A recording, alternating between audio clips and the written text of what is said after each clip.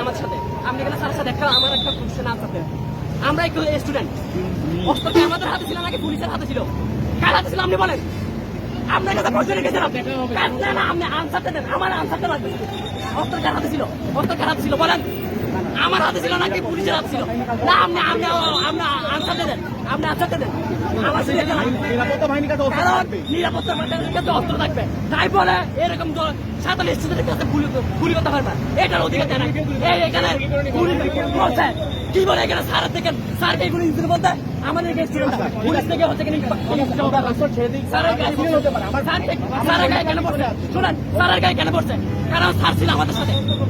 Sir ছিল আমাদের সাথে স্যার আমাদের সাথে ছিল সেজন্য পুলিশ যখন আপনারা উঠেন রাস্তা ক্লিয়ার হয়ে গেছে। স্যারের গায়ে পড়ছে শুনো ভাই স্যারের গায়ে পড়ছে তোমার দায়িত্ব ভাই আছে এই মানুষগুলোর অধিকার আছে। আমাদের স্যারকে বলছিলাম আমরা জাস্ট একটা